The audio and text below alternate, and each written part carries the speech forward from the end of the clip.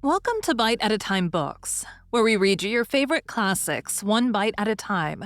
My name is Bree Carlile, and I love to read and wanted to share my passion with listeners like you.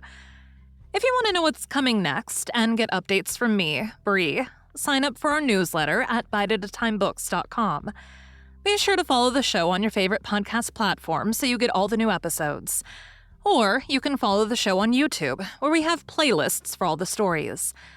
We're part of the Bite at a Time Books Productions Network.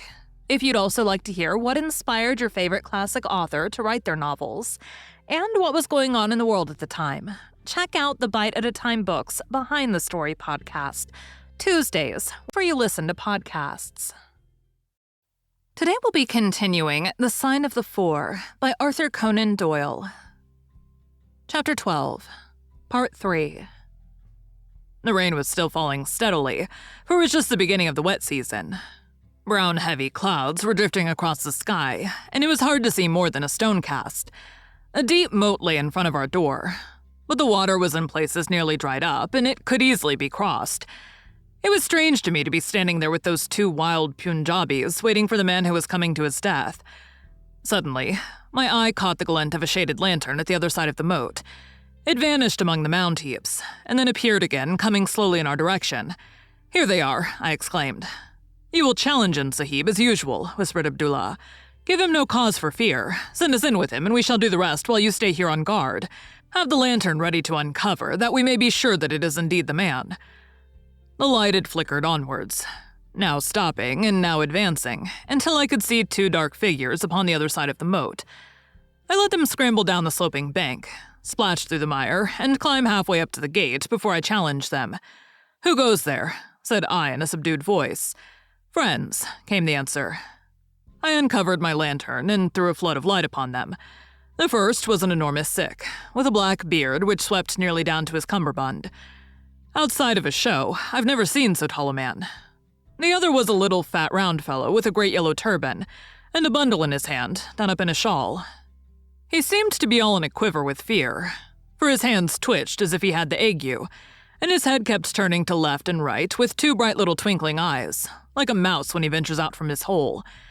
It gave me the chills to think of killing him, but I thought of the treasure, and my heart set as hard as a flint within me.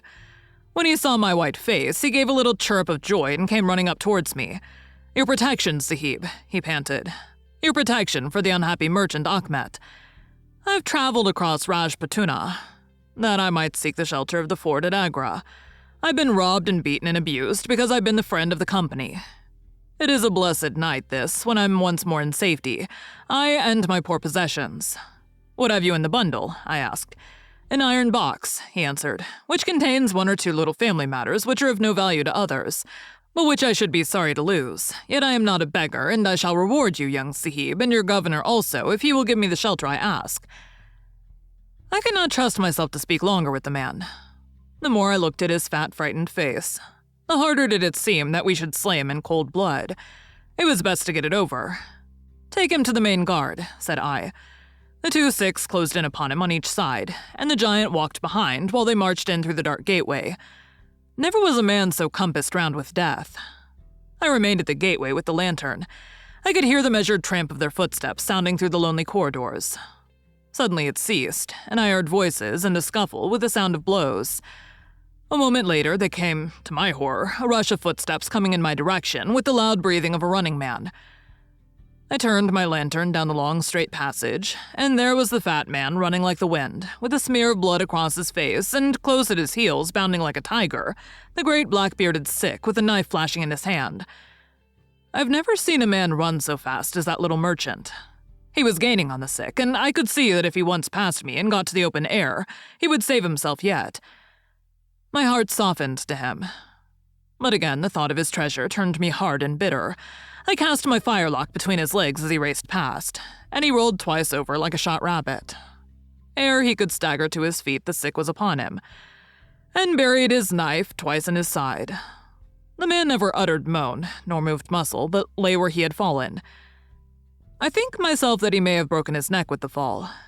You see, gentlemen, that I'm keeping my promise. I am telling you every work of the business just exactly as it happened, whether it is in my favor or not.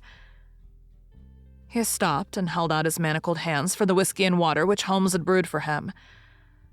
For myself, I confess that I had now conceived the utmost horror of the man. Not only for this cold-blooded business in which he had been concerned, but even more for the somewhat flippant and careless way in which he narrated it. Whatever punishment was in store for him, I felt that he might expect no sympathy from me. Sherlock Holmes and Jones sat with their hands upon their knees, deeply interested in the story, but with the same disgust written upon their faces. He may have observed it, for there was a touch of defiance in his voice and manner as he proceeded. "It was all very bad, no doubt," said he. "I should like to know how many fellows in my shoes would have refused a share of this loot when they knew that they would have their throats cut for their pains. Besides, it was my life or his when once he was in the fort. If he had got out, the whole business would come to light, and I should have been court-martialed and shot as likely as not, for people were not very lenient at a time like that."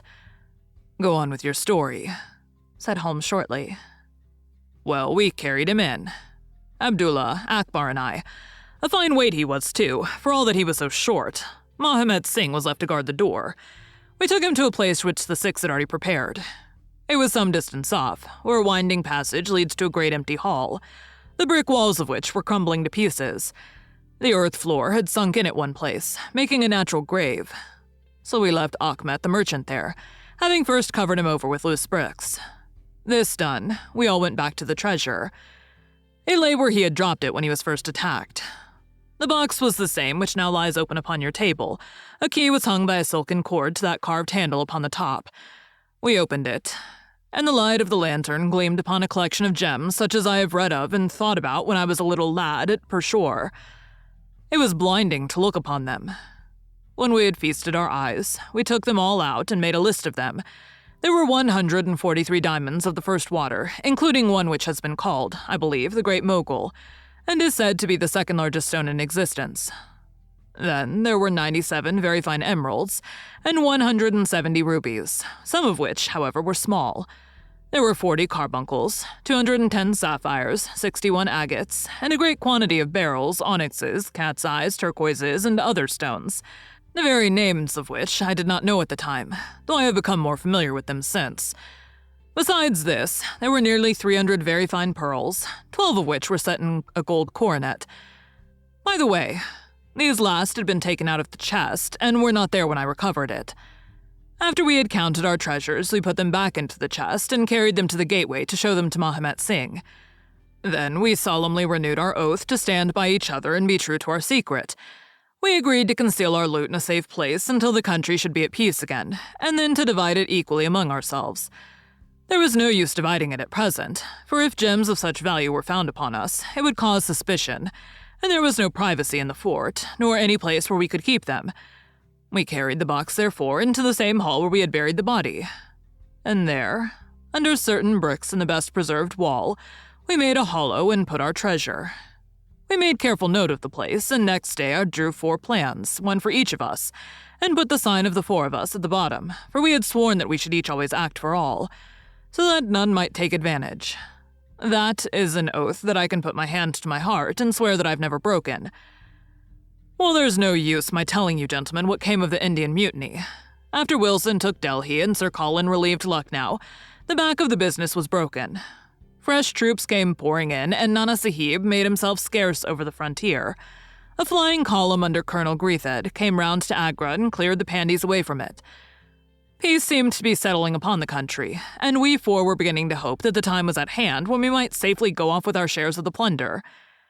In a moment, however, our hopes were shattered by our being arrested as the murderers of Achmet. It came about in this way. When the Rajah put his jewels into the hands of Achmet, he did it because he knew that he was a trusty man. They are suspicious folks in the East, however. So what does this Rajah do but take a second, even more trusty servant and set him to play the spy upon the first? The second man was ordered never to let Achmet out of his sight, and he followed him like his shadow. He went after him that night and saw him pass through the doorway. Of course, he thought he had taken refuge in the fort and applied for admission there himself next day, but could find no trace of Achmet. This seemed to him so strange that he spoke about it to a sergeant of guides, who brought it to the ears of the commandant. A thorough search was quickly made, and the body was discovered. Thus, at the very moment that we thought that all was safe, we were all four seized and brought to trial on a charge of murder. 3 of us because we held the gate that night, and the 4th because he was known to have been in the company of the murdered man. Not a word about the jewels came out at the trial, for the Raja had been deposed and driven out of India, so no one had any particular interest in them. The murder, however, was clearly made out, and it was certain that we must all have been concerned in it. The 3 Sikhs got penal servitude for life, and I was condemned to death, though my sentence was afterwards commuted into the same as the others.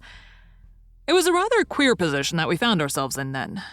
There were all 4 tied by the leg and with precious little chance of ever getting out again, while we each held a secret which might have put us each in a palace if we could only have made use of it.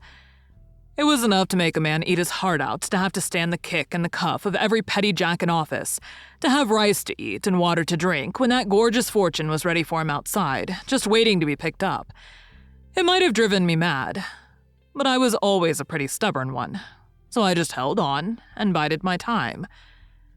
At last it seemed to me to have come. I was chained from Agra to Madras, and from there to Blair Island in the Andamans.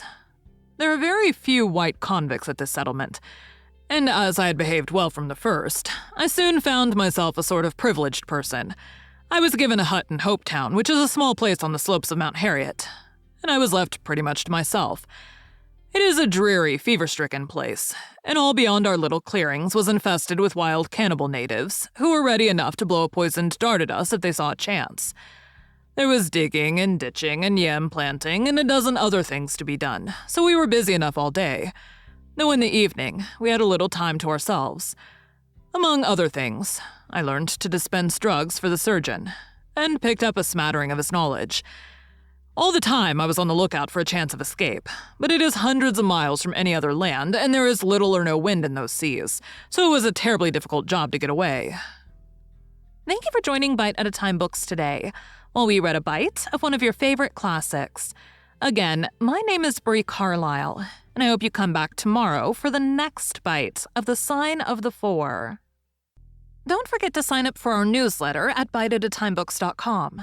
You can check out the show notes or our website, biteatatimebooks.com, for the rest of the links for our show. We'd love to hear from you on social media at Bite at a Time Books.